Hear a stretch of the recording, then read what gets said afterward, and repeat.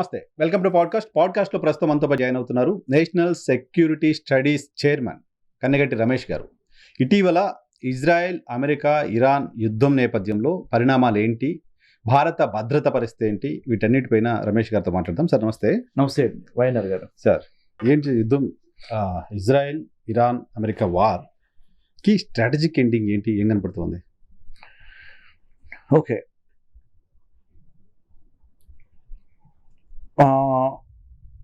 Indian పర్స్పెక్టివ్ని, Indian point of వ్యూని మనకు వచ్చేది ఏంటి, పోయేది ఏంటి పక్కన పెడదాం కొద్దిసేపు. American perspective plus Israeli perspective ఏంటి, వై అమెరికా ఇజ్రాయెల్ అంటే అమెరికా ఇజ్రాయెల్ కలిసి ఇరాన్ ఎందుకు కొట్టాలనుకున్నాయి, మీకు మీ అవగాహన మీకు ఉంటుంది. చాలా మంది అనలిస్ట్ కూడా మాట్లాడి ఉంటారు, నా అవగాహన చెప్తున్నా. మధ్యప్రాచ్యంలో ఉన్న Gulf Cooperation Council countries energy సెక్యూరిటీని అమెరికా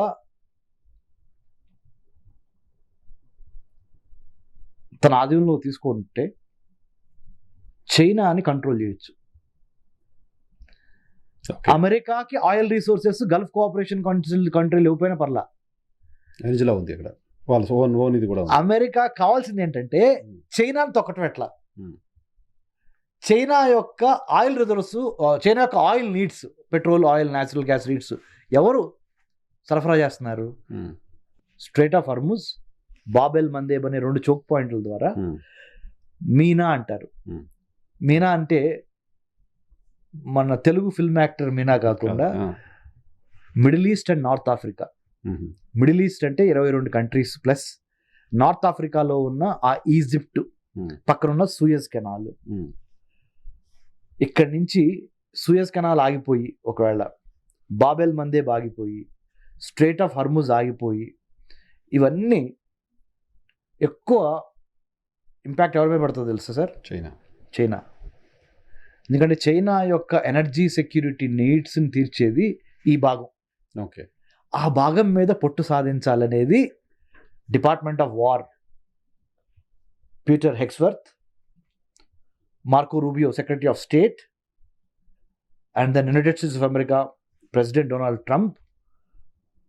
ఇది ఎపెక్స్ కౌన్సిల్ యొక్క స్ట్రాటజిక్ థింకింగ్ ఏంటంటే, కోవిడ్ ద్వారా ప్రపంచంలో సప్లై చైన్ లాజిస్టిక్స్ని దెబ్బకొట్టింది. బయోలాజికల్ వార్ చేసి ఎవరు? China. Okay, Chinese orchestrated venomous imperial design, COVID 2019 చెప్పారు అది మీకు. అలానే అమెరికా ఇప్పుడు చైనాకి బుద్ధి చెప్పాలి అంటే, ఆ ఆయిల్ రిజర్వ్స్ని కనుక అమెరికా ఇక్కడ ఆధిపత్యం చెలాయిస్తే మిడిల్ ఈస్ట్లో, అక్కడ చైనా యొక్క ఎకానమీ కుంటుపడుతుంది. అదే అమెరికాకు కావాలి. Okay, this is my take on why Israel and America have come together to make a dent. మరి ఏదో ఒక సాక్ కావాలిగా నాకు. ఈ 22 ముస్లిం కంట్రీస్ ఉన్న మిడిల్ ఈస్టర్న్ కంట్రీస్లో నేను గల్ఫ్ కోఆపరేషన్ కౌన్సిల్ 6+1 ఏది ఇరాన్, ఇక్కడికి లోపలికి ఎంటర్ అవ్వాలంటే ఏం చేయాలి? నేను నాకు ఒక బూచి కావాలి. ఇరాన్ అనేది న్యూక్లియర్ వెపన్స్ ప్రొడ్యూస్ చేస్తున్నది. ఇరాన్ అనేది ప్రజాస్వామ్యానికి వ్యతిరేకము. ఇరాన్ అనేది మహిళా హక్కులకి వ్యతిరేకము. ఇరాన్ అనేది మత ఛాందసవాదానికి హాల్మార్కు, బెంచ్ మార్కు.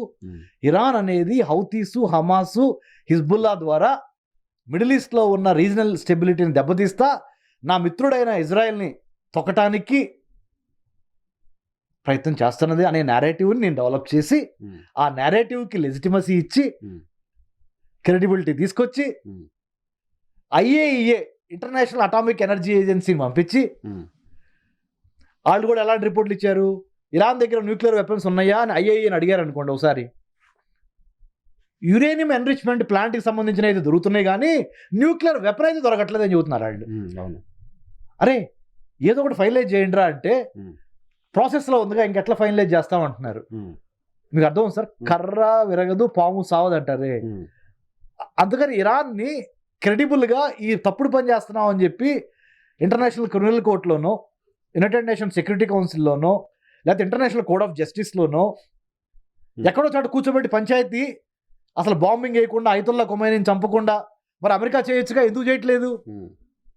అమెరికాకు తెలుసు పూర్తిగా ఇరాన్ దగ్గర అది లేదు, ఓకే కానీ ఏదో కారణం పెట్టుకుని నేను దూరాలి.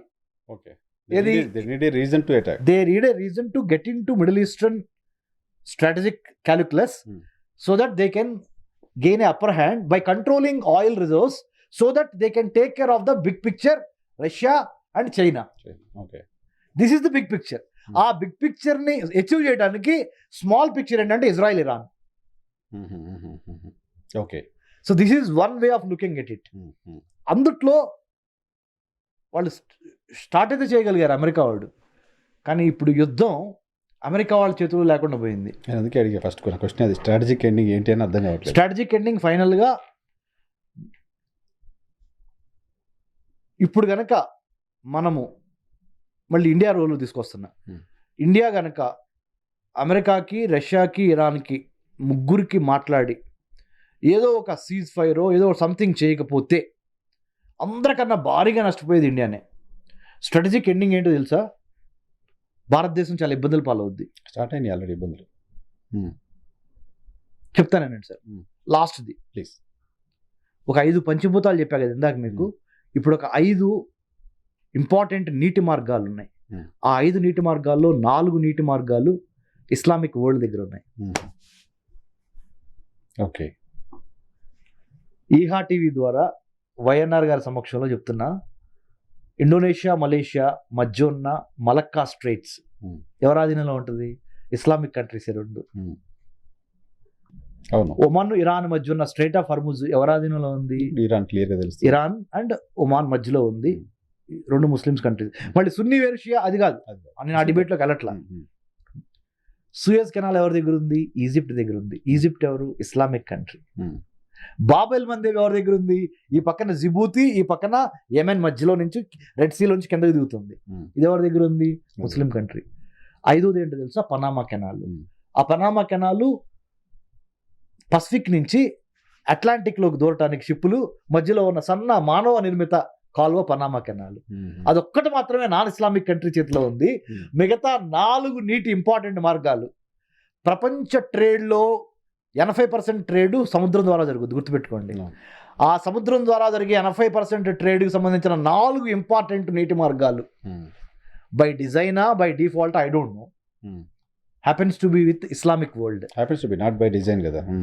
Happens to be. సో ఒక న్యాచురల్గా జరిగింది అది. రైట్. ఇక్కడ ఇస్లామిక్ కంట్రీస్ మధ్య ఉన్న డిఫరెన్సెస్ని అమెరికా మళ్ళీ క్యాష్ చేసుకొని, చైనా కూడా తక్కువేం కాదు, ఇరాన్ భుజం మీద పోయి చేయబెట్టి పిస్టల్ పెట్టి రివాల్వర్ పెట్టి ఇజ్రాయెల్ని పక్కన పెట్టి, ఇజ్రాయెల్తో మళ్ళీ చైనాకి శత్రుత్వం లేదు, మరి తెలుసు లేదు, అది యువత మళ్ళీ ఒకటి ఉంది. ఇజ్రాయెల్కి పక్కన పెట్టేసేద్దాం. అమెరికాని కొట్టాలి అంటే నేను ఇరాన్ భుజం మీద నా గన్ పెడతా. అమెరికా ఏమంటుంది? నేను ఇరాన్ని కొట్టాలంటే ఇజ్రాయెల్ భుజం మీద నా గన్ పెడతా అని స్టార్ట్ అయ్యి చివరికి అది కూడా దిగింది. ఇక్కడ నేను చెప్పేది వచ్చేది ఏంటంటే, బిగ్ పవర్స్ ఆధిపత్యం కోసం, సూపర్ పవర్ స్టేటస్ కోసం జరుగుతున్న గేమే ఈ mini world war. Right now what ever has happening in 2026 February 28th start అయిన మినీ వరల్డ్ వార్లో కంటి ముందర కనపడుతున్న ప్లేయర్స్ వేరు, దీని అనుకున్న బిగ్ ప్లేయర్స్ ఇటు చైనా, ఇటు అమెరికా. Okay, hidden players. ఇప్పుడు మనం ఏం చేయాలి అంటే, భారతదేశం ఇటు అమెరికాని ఇటు చైనాని జాగ్రత్తగా గమనిస్తా, మనము మన 1 కోటి పైగా ఉన్న భారతీయులు, గల్ఫ్ కోఆపరేషన్ కౌన్సిల్ కంట్రీస్లో ఉన్న భారతీయులు అక్కడ ఉద్యోగము, వ్యాపారము, పని చేసుకుంటే బతుకుతా ఇంటికి డబ్బులు పంపిస్తున్నారు. మన ఆంధ్రాకో, తెలంగాణకో, లేకపోతే మన భారతదేశంలో వేరే ప్రాంతాలకు వస్తుంది. అది దెబ్బతినకుండా మనం సమాయత్తం అవుతా, అంతర్గతంగా ఉన్న మన ఇస్లాం సోదరులతో మనం సెక్యులర్ లౌకిక రాజ్యం మన స్ట్రెంగ్త్, కరెక్ట్, దీన్ని కాపాడుకుంటా secular fabric of the country India we have to protect. Be it a Shia Muslim or a Sunni Muslim, he is our brother. He has been living in India. Sikhs, they are living in India. Jains, they are living in India. Buddhists, they are born and brought up in India. So ఈ అందరిని కలుపుకుంటా ఒకటే జెండా, భారతదేశానికి త్రివర్ణ పతాకం, ఒకటే agenda. 2047 కల్లా మనము నెంబర్ 1 కంట్రీ ఎలా అవ్వాలి, ఈ యుద్ధాన్ని గమనిస్తా యుద్ధంలోకి మనం ఎంటర్ కాకుండా యుద్ధం ద్వారా వచ్చే ఆర్థిక, సామాజిక, రాజకీయ, సాంఘిక ఇబ్బందులను తట్టుకుంటా, అంటే ఫుడ్ ఇన్సెక్యూరిటీని, హెల్త్ ఇన్సెక్యూరిటీని, ఎంప్లాయ్మెంట్ ఇన్సెక్యూరిటీని, సప్లై చైన్ లాజిస్టిక్స్ ఇన్సెక్యూరిటీని, సైబర్ స్పేస్లో ఉన్న ఇన్సెక్యూరిటీస్ని తట్టుకుంటా ఇటు అమెరికా నుంచి ఇటు చైనా నుంచి కాపాడుకుంటా మనము చుట్టుపక్కల ఉన్న చిన్న చిన్న కంట్రీస్, మీరు పేర్లు చెప్పారు ఇందాక, వాళ్ళకి ఎలా జాగ్రత్తగా మేనేజ్ చేయాలో చేసుకుంటా ముందలకెళ్ళే గురుతర బాధ్యత మన మీద ఉంది. కాబట్టి మనం ఇప్పుడు పార్టీలకు అతీతంగా, ప్రాంతాలకు అతీతంగా, irrespective of our political parties, irrespective of our cost, creed, religion, region, with in India we have to have a United front. అంటే ఒకటే జెండా, ఒకటే ఎజెండా. పెద్దగా ఇబ్బంది ఉండకపోవచ్చు ఇండియాలో ఇప్పుడు. That is we have been point. America వెనకబడ్డట్టేనా? అమెరికా లాస్ అవుతుందా? అమెరికా బ్లీడ్ అవుతుందా యుద్ధంలో ఇప్పుడు? 100% అమెరికా ఈజ్ బ్లీడింగ్ ఎకనామికల్లీ. అంటే there are no number of డెత్స్లో ఇరాన్ ఎక్కువగా ఉంది, కానీ నెంబర్ ఆఫ్ బిలియన్స్ ఆఫ్ డాలర్స్లో అమెరికా ఈజ్ బ్లీడింగ్. మొదటి 5 రోజులకి అమెరికా పెట్టిన ఖర్చు ఎంత తెలుసు సార్? $4.5 to $5 billion మొదటి 5 రోజులు. జన నష్టమేమో ఇరాన్కి జరుగుతుంది, ఆస్తి నష్టమేమో ఐశ్వర్య నష్టం అమెరికాకు జరుగుతుంది. లాభపడుతుంది ఎవరో తెలుసా? చైనా, అమెరికాలో ఉన్న ఆయుధ వ్యాపారులు, ఇజ్రాయెల్లో ఉన్న ఆయుధ వ్యాపారులు. 50% ఆఫ్ వరల్డ్స్ ఆర్మ్స్ ఎక్స్పోర్టర్స్ ఎవరు? America. American government Donald Trump తీసుకున్న ఒక హిస్టారికల్ బ్లండర్ నిర్ణయం, ప్లాన్ బి లేకుండా వెరుజులా టైప్ ఆపరేషన్లో లాగా వెళ్తాం, ఇరాన్ కొడతాం, ఎయిర్ లిఫ్ట్లో కొట్టేసి ఎయిర్ డ్రాప్ చేసేట్టు వచ్చేస్తాం అనే ఒక అతి కాన్ఫిడెన్స్, ఓవర్ కాన్ఫిడెన్స్ ఏం చేసింది? అమెరికాకు చెందిన మిలిటరీ బేసెస్ ఎట్లయితే పక్కన కంట్రీస్లో ఉన్నాయో, ఆ గల్ఫ్ కోఆపరేషన్ కౌన్సిల్ కంట్రీస్లో వాటి మీద బాంబులు వేయటం, వాటితో పాటు పక్కన ఉన్న సివిలియన్స్ చనిపోవటం, దానికి ప్రతిగా అమెరికాలో అమెరికన్ ఫ్రెండ్స్ అయిన మిగతా గల్ఫ్ కోఆపరేషన్ కౌన్సిల్ కంట్రీస్ ఇటు అమెరికా మీద ఒత్తిడి తీసుకురావటం. అరే బాబు, నీ యుద్ధం తీసుకొచ్చి నా ఇంట్లో పెట్టావేంద్రా, నీ ఖండం ఎక్కడ? అమెరికా ఖండం అక్కడ, నేను ఎక్కడో ఆసియాలో ఉన్నా. ఇప్పుడు భారతదేశాన్ని యాక్చువల్ ఇంకో రకంగా చెప్పాలంటే, యుద్ధం గురించి ఇంకో రకంగా చెప్పాలంటే, వైఎన్ఆర్ గారు, నార్త్ అమెరికన్ కాంటినెంట్లో ఉన్న అమెరికా ఎక్కడుంది? అమెరికా నార్త్ అమెరికన్ కాంటినెంటేగా. దాని ఇంట్లో యుద్ధం చేసుకోవాలి ఎప్పుడు. ఆసియా ఖండం, మన ఖండాన్ని దానికి ఒక ప్లే గ్రౌండ్ లాగా వాడుకుంటుంది, ప్రాక్టీస్ చేస్తుంది, ప్లే గ్రౌండ్ లాగా వాడుకుంటుంది. కాబట్టి మనము చాలా జాగ్రత్తగా దీన్ని ట్యాకిల్ చేయాలి సార్. ఒకడేమో శత్రువు వేషంలోనే వస్తాడు, శత్రువు అంటాడు, వాటితో ప్రాబ్లం లేదు మనకి. మిత్రువుడు వేషంలో వచ్చి శత్రువు ఉంటాడు చూడు, శత్రువు మిత్రుడు అర్థం కాకుండా ఉన్నాడు కదా, అది చాలా ప్రాబ్లం మనకి. సో నేను అందుకనే ఏహా టీవీ ద్వారా మీ సమక్షంలో ఏం చెబుతున్నానంటే, మన భారతీయులు స్వతహాగానే మన ఆలోచనా పరులు, కొద్దిగా దయచేసి టీవీ కార్యక్రమాలు, ఈ ఆడియో ఫంక్షన్స్, క్రికెట్ మ్యాచెస్, T20లు, ఈ పెళ్ళిళ్ళు, పేరెంటాలు ఎన్ని ఇంపార్టెంటే కాదనట్లా నేను, వాటికి ఇచ్చే దాంట్లో కనీసం 10% మన భారతదేశ రక్షణ. అరే ఇది ఎవరి దేశం రా బాబు? మన దేశం. బ్రిటిష్ వాడు పరిపాలించాడు మొన్నటి వరకు. ఇప్పుడు కరెక్టా? లేకపోతే అమెరికా వాడో చైనా వాడో వచ్చి తాట తీస్తాడు. అంతే కదా. ఇప్పుడు రావక్కర్లాడు ఫిజికల్గా, ఇక్కడికి భౌతికంగా రాడాడు. ఇప్పుడు యుద్ధం నీతి మారిందని చెప్పా. సార్ ఈ రోజు వాడు అక్కడ కూర్చొని మైక్రోసాఫ్ట్ ఆపేస్తే మన కంప్యూటర్స్ అన్నీ అయిపోయాయి. నేను అందుకని అంటున్నా, మనము యాపిల్ ఒక రోజు అబ్సల్యూట్లీ మనము మన డేటా మొత్తం తీసుకెళ్ళి వాళ్ళ ఊళ్ళో పెట్టొద్దు. దేశీ తయారు చేసుకోలేకపోతున్నాం కదా, which China is doing now. So we have to also learn from our enemy. China నుంచి కూడా మనం కొన్ని నేర్చుకోవాలి. మనం చైనా ఓన్ డెవలప్ చేసుకున్నాం, సొంత డాలర్ రిప్లేస్ చేయాలనే స్థాయికి డీడాలరైజేషన్కి వెళ్తుంది. అది యువాన్ని, చైనీస్ కరెన్సీ యువాన్ని ప్రమోట్ చేస్తా డీడాలరైజేషన్. అవసరమైతే నేను చెప్తున్నాను వైఎన్ఆర్ గారు, అవసరమైతే Brazil, Russia, India, China, south Africa, మన బ్రిక్స్ కూటమి, మనం 100% మనము ఫుల్ సపోర్ట్ ఇచ్చి అమెరికాకి అవసరమైతే మనం we have to teach a lesson అన్నట్టుగానే ఉండాలి. అట్ ద సేమ్ టైం మళ్ళీ చైనా వాడిని కూడా మనం కంప్లీట్గా నమ్మలేం. Already we have been hit. America మనల్ని ఎప్పుడు యుద్ధం ద్వారా ఓడించాల, కానీ చైనా మనల్ని యుద్ధం ద్వారా ఓడించింది. సో నేను ఒకటే చెబుతున్నా, మీ షో ద్వారా ఒకటే చెబుతున్నా, ఇటు అమెరికా మన ఫ్రెండ్ కాదు, ఇటు చైనా మన ఫ్రెండ్ కాదు.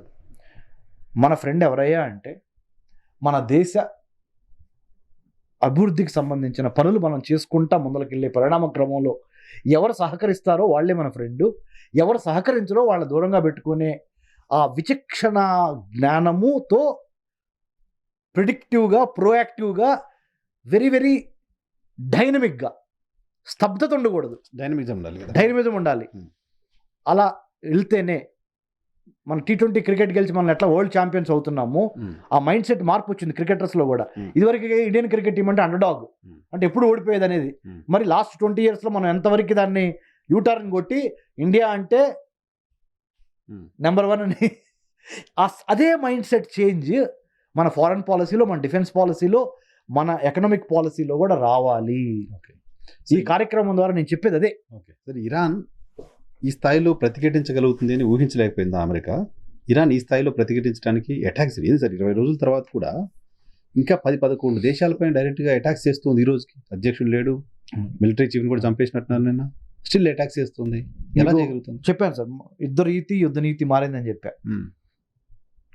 21st century బ్యాటిల్ ఫీల్డ్లో America is also has to learn, and it is learning now, but with very heavy price, heavy cost. బ్లిట్జ్క్రిగ్ మీరు పేరునే ఉంటారు, అంటే మెరుపు దాడి. మెరుపు దాడితో యుద్ధం గెలవలేమనేది అమెరికాకి అర్థమైపోయింది. మెరుపు దాడి చేయబోయే ముందు చేయాల్సిన హోంవర్క్ చేయాల. డొనాల్డ్ ట్రంప్ హోంవర్క్ ఎక్కువ చేయాల. ఓకే, నేను వెళ్ళి ఇరాన్ కొడతాను, ఇరాన్లో అధ్యక్షుడు చచ్చిపోతాడు, లోపల ఆల్రెడీ ఇరానియన్ పీపుల్లో అశాంతి పెరుగుద్ది, నాకు సపోర్ట్ వచ్చింది, ఇరాన్కి అక్కడ ఎవరిని పెట్టాలో నేనే పెడతాను, నేనే కంట్రోల్ చేస్తాను అని వాళ్ళ CIA సెంట్రల్ ఇంటెలిజెన్స్ ఏజెన్సీ ఇచ్చిన రిపోర్ట్స్ నమ్మి common man on the street పల్స్ని పసిగట్లయిపోయాడు.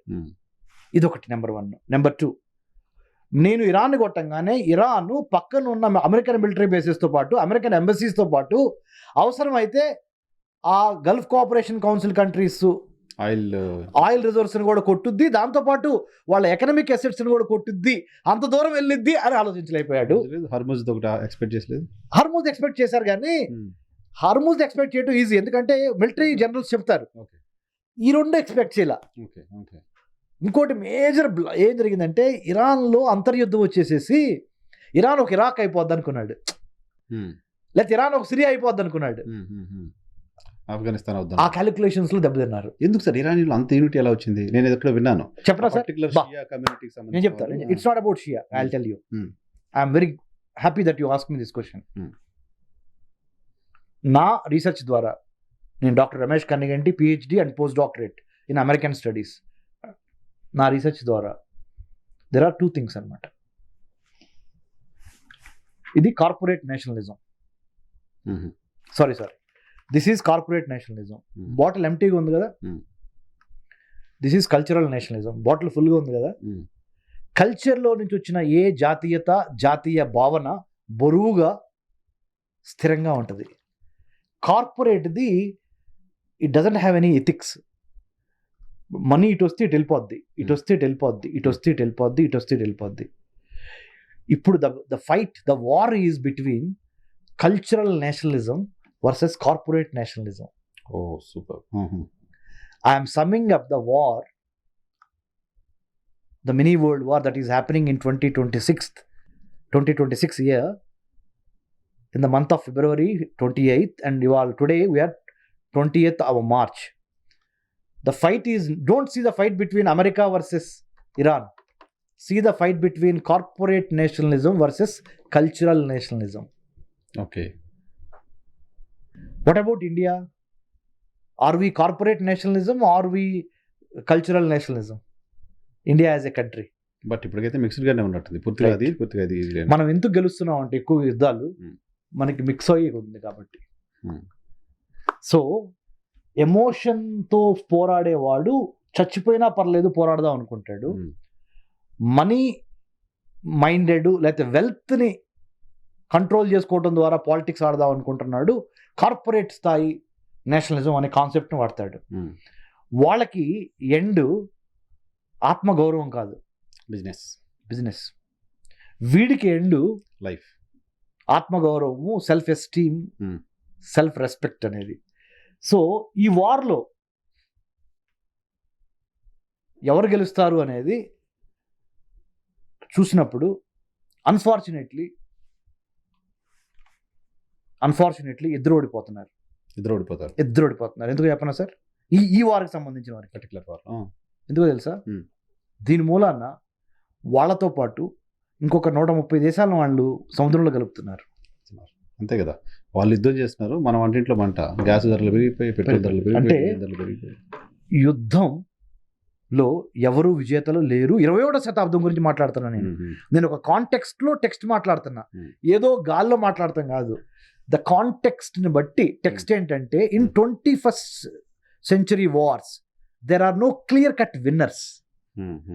20th century is different wars, 19th is different, 18th is different. నేను వచ్చానా, నీ రాజ్యాన్ని ఆక్రమించుకున్నానా, మీ రాణిగారిని లేకపోతే మీ ధనాన్ని తీసుకుని నేను వెళ్ళిపోయానా, ఇది వేరు. అది చాలా స్మాల్ టైప్ ఆఫ్ ఇది ఇప్పుడు కొత్తగా వచ్చిన టెక్నాలజీ మూలాన no clear cut winners in the war. Rather ఆ దేశంతో పాటు చుట్టుపక్కల ఉన్న దేశాలను కూడా కిందకి అధపాతాళానికి తొక్కేయటానికి వార్ ఉపయోగపడుతుందే కానీ అభివృద్ధికి కాదు. కాబట్టి మనం గమనించాల్సింది ఏంటంటే, ఇండియా వార్ మనకి రాలేదు అని ఎవరన్నా అనుకుంటే వార్లో ఉన్నాం మనం, we're in war zone. Absolutely అనుకుంటే అది భ్రమ. We're already in the war zone. War is not only military to military war, war is economic in nature, psychological in nature, and most importantly మన సప్లై చైన్స్ ఎప్పుడైతే దెబ్బతిన్నాయో, అంటే మనకు రావాల్సిన వస్తువులు ఎప్పుడైతే మన ఇంటికి రావటం లేదో అర్థం ఏంటి? అంతే కదా, వార్లో ఉన్నామని అర్థం. సో దాన్ని ఎట్లా రిజాల్వ్ చేయాలి, దానికోసం మనందరం సివిల్ సొసైటీ, మీడియా, మీరు నేను కలిసి మన కేంద్ర ప్రభుత్వం మీద ఒత్తిడి తీసుకొచ్చి త్వరగా యుద్ధాన్ని ముగించే విధంగా మన ప్రధానమంత్రి గారు, మన రాష్ట్రపతి గారు ఎటువంటి ప్రయత్నం, భగవద్గీత చేస్తున్న ప్రయత్నమే అడుగుతున్నా నేను విజయం పరాజయం గురించి మాట్లాడట్లా. To what extent are we trying our level best to stop the war from Indian point of view? What are the efforts, diplomatic effort, political effort, ideological effort, whatever effort you use, whatever means you use, how to end the war as early as possible? What is the role of India because we are aspiring to be number one in the community of nations.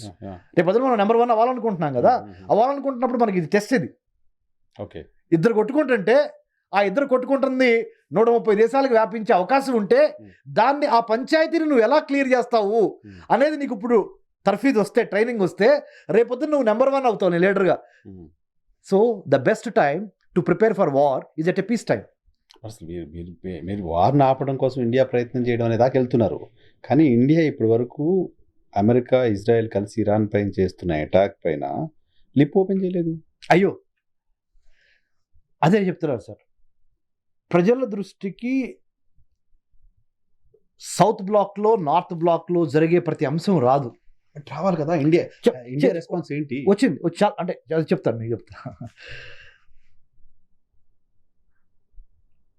మొదటి 4 రోజులు 5 రోజులు America, Israel కలిసి ఐతొల్లా ఖొమైనీ మీద దాడి చేసి ఆయన చనిపోయిన తర్వాత ఇండియా స్టేట్మెంట్ ఇవ్వాల. 5వ రోజు 6వ రోజు ఇచ్చింది. ఏమని? ఆ జరిగింది కరెక్ట్ కాదు అనేది. అప్పటి వరకు ఇవ్వాల, క్వశ్చన్ మార్క్, ఎందుకు ఇవ్వలేదు? రైట్. ఇరాన్ చుట్టుపక్కల ఉన్న తన తోటి మతానికి చెందిన సున్నీ ముస్లిం కంట్రీస్ అయిన గల్ఫ్ కోఆపరేషన్ కౌన్సిల్ కంట్రీస్ మీద అమెరికా మిలిటరీ బేసిస్ మీద దాడి చేస్తున్నామని చేసి పక్కన ఉన్న వాళ్ళకు కూడా ఇబ్బందులు కలిగించింది, ఆర్థికంగాను, ప్రాణాలు కూడా. అది ఎప్పుడు చెప్పింది? సారీ, మిగతా సున్నీ కంట్రీస్కి అది కూడా వారం రోజుల తర్వాతే చెప్పింది. For your kind information. 2 చెప్పారు మీకు పాయింట్స్. మీరు అన్నారు ఇండియా ఎందుకు మాట్లాడలేదు అన్నప్పుడు, ఇరాన్ కూడా తన తోటి పక్కనున్న Gulf Cooperation Council countries, same మతానికి చెందిన దేశాలకు సంబంధించిన దాడిలో ఇది చేసినప్పుడు నష్టపోయిన వాళ్ళకి ఇది కూడా సారీ చెప్పలా, ఆఫ్టర్ 1 వీక్ సారీ చెప్పింది. 2వ పాయింట్. 3వ పాయింట్, ఇజ్రాయలీ ప్రైమ్ మినిస్టర్ నెతన్యాహుకి, భారత ప్రధానమంత్రి మోదీ గారికి ఎన్ని వందల ఫోన్ కాల్ సంభాషణ జరిగిందో 28 ఫిబ్రవరి నుంచి 20th మార్చ్ మధ్య. ఇప్పుడు క్లాసిఫైడ్ ఇన్ఫర్మేషన్ అంటారు దీన్ని. కొంత పరిస్థితులు మెరుగుపడిన తర్వాత మీకు బయటకు వచ్చింది. మీకు అప్పుడు కొన్ని సమాధానాలు ఎమ్మటనే దొరకవు. ఈ 1 monthలో లాస్ట్ 1 monthలో ఎన్నిసార్లు, లాస్ట్ 20 daysలో 21 daysలో ఎన్నిసార్లు ప్రధానమంత్రి గారి కార్యాలయం నుంచి బెంజమిన్ నెతన్యాహు గారి కార్యాలయానికి, అంటే ఇజ్రాయలీ ప్రైమ్ మినిస్టర్ గారి కార్యాలయానికి ఎన్ని ఫోన్ కాల్స్ వెళ్ళినాయి, president Donald Trump situation room white హౌస్కి ఎన్ని కాల్స్ వెళ్ళినాయి, మార్కో రూబియో అంటే వాళ్ళ అమెరికన్ ఫారెన్ అఫైర్స్ చూసే మార్కో రూబియో సెక్రటరీ ఆఫ్ స్టేట్కి, మన డాక్టర్ ఎస్ జయశంకర్ గారికి ఎన్ని ఫోన్ కాల్స్, ఎన్ని ఎన్ని ఎన్ని ఎన్ని సంభాషణలు జరిగినాయో. Calls for what? ఎందుకు? యుద్ధాన్ని ఆపే పరిణామ క్రమంలో భారతదేశము తన డిప్లొమాటిక్ ఫ్రంట్ ద్వారా, పొలిటికల్ ఆర్ డిప్లొమాటిక్ ఫ్రంట్ ద్వారా చాలా విపరీతమైన పని చేస్తుంది. ఏది? To stop the war. China, Russia, ఇరాన్లో ఉన్న ఫ్యాక్షన్స్తో కూడా మాట్లాడుతున్నాం మనం. Indian research and analysis wing అంటే R&AW, మన ఎక్స్టర్నల్ ఇంటెలిజెన్స్ ఏజెన్సీ ఆఫీసర్సు ఇరాన్లో ఉన్న డిఫరెంట్ ఫ్యాక్షన్స్, ఓన్లీ ఐతుల్లా ఖొమైనీ వాళ్ళ అబ్బాయి ముస్తఫా ఖొమైనీ అదొక్కటే కాదు, మిగతా ఫ్యాక్షన్స్తో కూడా టచ్లో పెట్టుకొని ఎలా వార్ని తగ్గించాలి అనే దాని మీద ఎంత పని జరుగుతుందనేది. ఇజ్రాయెల్లో అమెరికన్ జూయిష్ లాబీ ద్వారా ఇజ్రాయలీ ప్రైమ్ మినిస్టర్కి చెప్పించడానికి Indian lobby in the United States ఎంత ప్రయత్నం చేస్తుంది అనేది. I told you there is something called US impact, US India political action committee. భారతీయులు అత్యంత సంపన్నులుగా ఉన్న కొంతమంది అమెరికాలో వాళ్ళు అదే స్థాయిలో ఉన్న అమెరికన్ జూయిష్ సంపన్నులకి వార్ తగ్గించడం కోసం, నెతన్యాహుతో మంతనాలు జరపడం కోసం మనం ఏం చేస్తున్నాం అనేది పేపర్స్లో రాదు. అది ఓన్లీ లిమిటెడ్ నాలెడ్జ్, అంటే రీసెర్చ్ చేసి కిందకి వెళ్ళిన వాళ్ళకి, డెప్త్ వాళ్ళకి తెలుస్తుంది. రావాల్సిన అవసరం కూడా లేదు. నేనేమంటున్నా అంటే, ఇప్పుడు రష్యా, చైనా ఒక ప్రకటన చేశాయి. ఒక పక్క చర్చలు జరుగుతుంటే చర్చలు మిడిల్లో ఉండగానే ఆల్ ఆఫ్ సడన్ దాడి చేసి ఒక దేశ అధ్యక్షుని చంపడం సరైనది కాదు అని. ఒక దేశ అధ్యక్షుని డైరెక్ట్గా వెళ్ళి చంపేయడం అనేది ఆ దేశ సార్వభౌమాధికారం పైన దాడి చేయడం కదా. 100%. సో దాన్ని కనీసం ఖండించాం. పరిస్థితులు మనం ఖండించి కూడా దెర్ ఈజ్ సంథింగ్ కాల్డ్, ఎలా చెప్పాలంటే సార్ మీకు, స్ట్రాటజిక్ సైలెన్స్ అంటారు, వ్యూహాత్మక మౌనము. ఎందుకో తెలుసా అది? మీరే ప్రైమ్ మినిస్టర్ అనుకోండి సార్, మీకు 140 కోట్ల మంది మిమ్మల్ని నమ్మి మిమ్మల్ని ప్రధానమంత్రి చేశారు. మీ పక్కనున్న ఒక దేశంకి ఇంకో పక్కనున్న దేశానికి యుద్ధం జరుగుతుంది. ఎప్పుడు ఎలా మాట్లాడాలి అనే దాని మీద మన 140 కోట్ల మందికి ఇబ్బందులు రానుకుండా మాట్లాడాలి. నా పాయింట్ ఇప్పుడు ఏదో భారతదేశం తప్పు చేసింది చెప్పాలి కాదు, అది ఎందుకు రీజన్ అదే చెప్పా కదా సార్, స్ట్రాటజిక్ సైలెన్స్ అనే మాట వాడుతున్నా నేను. వ్యూహాత్మక మౌనం ఎందుకంటే ఆ సమయానికి అది చేయాలి అంతే. ఆ సమయానికి భారతదేశం అలా ఉండాలి. ఓకే, ఆ మొదటి 4 రోజులే నేను చెప్పింది. మళ్ళీ తర్వాత మనం నేను ఒక మాట విన్నా. తర్వాత ఇరానియన్ ఫారెన్ మినిస్టర్ కూడా వచ్చారు, వచ్చి మన ఫారెన్ మినిస్టర్ని కలిశారు. భారతదేశానికి చెందిన నౌకల్ని మేము వదిలేస్తున్నామని చెప్పారు. ఫస్ట్ లో వాళ్ళు కూడా అన్ని నౌకలు ఆపామని చెప్పారు. అంటే ఎందుకంటే ఫస్ట్ మన నౌకలే వాళ్ళు వదిలేసామని చెప్పారు. మనమే ఐక్యరాజ్య సమితికి వెళ్ళి ఇరాన్ గల్ఫ్ దేశాల మీద దాడి చేయడం తప్పు అని ఓటేసి వచ్చాం. కరెక్టే, ఒప్పుకున్నాం. అవును ఇక్కడ మనకు సాయం చేసింది ఇరాన్. అది ఎప్పుడు మనం ఇరాన్కి ఎప్పుడు చేసింది? ఇరాన్ ఎప్పుడు చేసింది? Same day. కాదు, అంటే దానికి సంబంధం చెప్తాను మీకు. ఇక్కడ ఇంటర్నేషనల్ రిలేషన్స్లో వైఎన్ఆర్ సార్, ఆ పర్ముటేషన్స్ కాంబినేషన్స్ చాలా క్విక్గా డైనమిక్గా ఉంటాయి. ఇప్పుడు మన ఇంటర్వ్యూ అయిపోయే లోపల 4 ఎన్నో జరుగుతున్నాయి. That's what I'm trying to say. Iran ఏ విధంగా ప్రవర్తిస్తుంది అనే దాన్ని మనం గమనించి, మన యొక్క 140 కోట్ల మందిలో ఎవరు ఎక్కడ మంది ఉన్నారు చెప్పండి సార్? గల్ఫ్ కోఆపరేషన్ కౌన్సిల్ కంట్రీస్లో ఉన్నారా, ఇరాన్లో ఉన్నారా, జీసీసీలో ఉన్నారు? అవును, 1 కోటి మంది దాకా ఉన్నారు. నాట్ ఇన్ ఇరాన్లో 20,000 మంది ఉంది. మిగతా కంట్రీస్లో 1 కోటి మంది ఉన్నారు. మరి నాకు 1 కోటి మంది ఇంపార్టెంటా, 20,000 మంది ఇంపార్టెంటా? Okay, so that is the reason India అట్లా. అంటే నేను చెప్పేది ప్రాణమే, కానీ బల్క్ తీసుకున్నప్పుడు ప్రజాస్వామ్యమే మెజారిటీ కదా సార్. నాకు 6 దేశాలతో వైరం పెట్టుకుంటానా, ఒక దేశంతో వైరం పెట్టుకుంటానంటే ఇరాన్తో అన్న ఆ పర్ముటేషన్స్ కాంబినేషన్స్లో ఆ టయానికి ఆ కాంటెక్స్ట్లో ఈ టెక్స్టే మాట్లాడాలి నేను, లేదా ఒకసారి మాట్లాడకూడదు. మాట్లాడను doesn't mean that I'm supporting or renouncing. That is our agenda, not to speak. ఇది ఎవరు నేర్పారంటే మనకి ఈ దౌత్యం? మన తెలంగాణ వాసులు పాములపర్తి వెంకట నరసింహారావు గారు, పివి నరసింహారావు గారు నేర్పారు. వ్యూహాత్మక మౌనము చాలా అవసరము. మన భావాల్ని కొన్నిసార్లు వ్యక్తపరచకపోవడమే మంచిది. Strategy. That doesn't mean that I don't love you or I'm not weeping for you or crying for you. ఆ క్షణంలో అలా ఉండాలి అని అది ఇంపార్టెంట్. అది ఓకే. అదే జరిగింది. తర్వాత వాళ్ళు రియలైజ్ అయ్యారు, మనం రియలైజ్ అయ్యాము. తర్వాత మీకు తెలుసుగా ఏం జరిగిందో. అంతప్పుడు ఇక్కడ 100% డొనాల్డ్ ట్రంప్ చేసింది తప్పండి. తప్పు. ఓకే. మీకేమన్నా సాక్ష్యాధారాలు ఉంటే ఇంటర్నేషనల్ అటామిక్ ఎనర్జీ ఏజెన్సీ ఉంది, ఇంటర్నేషనల్ కోర్ట్ ఆఫ్ జస్టిస్ ఉంది, వార్ ట్రిబ్యునల్స్ ఉన్నాయి, డ్యూ ప్రాసెస్ ఆఫ్ లా ఉండాలి, ఇన్వెస్టిగేషన్ ఉండాలి, ఇంటర్నేషనల్ క్రిమినల్ కోర్టులో ఉండాలి. వెళ్ళి ఇరాన్ తరపున ఇగో ఇన్ని దొంగవి ఉన్నాయి, ఇంత అన్యాయం చేస్తున్నారు ఇరాన్ వాళ్ళు, ఇరాన్ అధ్యక్షుడు, చూపించండి, శిక్షించండి, ప్రపంచానికి చూపించాలి కదా. నువ్వు నీ ఇష్టం, నీకు బలం ఉంది కదా అని నీ ఇష్టం వచ్చినట్టు కొట్టుకుంటూ వెళ్తే రేపొద్దున అది ఇండియాకి రాదని గ్యారంటీ ఏంటి? ఇది అంతే కదా. ఇందాక కూడా చెప్పా సార్, వైనర్ సార్, చైనా వాడు చేయడానికి గ్యారంటీ ఏంటి sir? Might is right. Jungle రాజు అయిపోయింది అనుకోండి సార్, ఉన్నాడిది అంటే బలవంతుడిదే రాజ్యం అయిపోయింది అనుకోండి సార్, మరి చైనా వాడు కొట్టేయాలి అందరినీ, అమెరికా వాడు కొడతాడుగా, కనీసం డెమోక్రటిక్ ఉన్నట్టు కనపడాలి కదా మరి. సో తప్పే. ఒకటి చెప్పండి సార్ నాకు. America should not have used force to eliminate Ayatollah Khomeini, but at the same time I am not supporting what Ayatollah Khomeini must have done in Iran. What I am requesting is there is a due process of law, there are international organizations, there is a international law or international humanitarian law. ఇటన్నిటి తొంగలో దొక్కేసి నాకు బలం ఉంది కదా అని వెళ్ళి గుద్దుకుంటా పోతే, ఇప్పుడు Donald Trump ఇంక 2 ఏళ్ళు ఉంటాడు సార్ ప్రెసిడెంట్గా, 2.5 ఏళ్ళు ఉంటాడు. ఇప్పుడు ఇరాన్లో రాసిన అగ్ని అమెరికన్స్కి ఎంత నష్టం కలిగిస్తుంది? అమెరికన్ పబ్లిక్కి, అమెరికన్ సివిల్ సొసైటీకి. ఆల్రెడీ అక్కడ స్టార్ట్ అయిపోయింది కదా. You came to power to make America great again. How can you make America great again by creating another 100-year animosity? American డేంజర్లో పెట్టేస్తుంది కదా. See, I have a lot of respect for American citizens, American constitution, American way of life, American spirit. But I am against Donald Trump because Donald Trump is taking decisions to achieve his personal glory at the expense of 32 crore American people, and also at the expense of Palestinians, at the expense of GCC countries, at the expense of Iranians, at the expense of many other people, Latin Americans. See, you cannot bulldoze.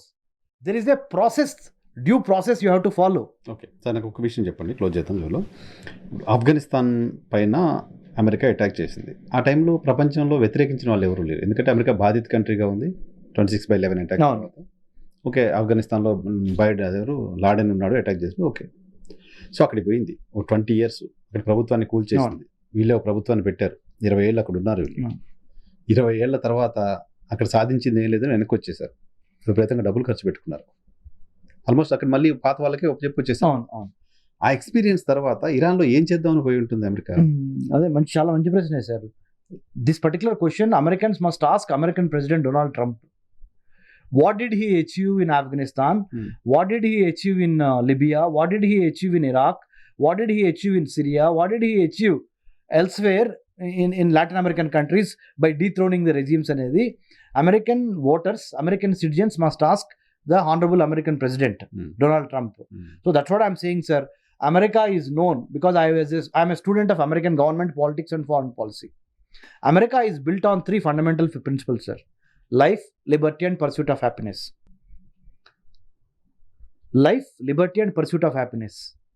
And also, we the people of the United States, in order to form a more perfect union, establish justice, ensure domestic tranquility, provide for the common defense, promote the general welfare of the American public అనేది, this is the preamble of the American Constitution. If you go by this, Donald Trump should not have done what he has done. Correct.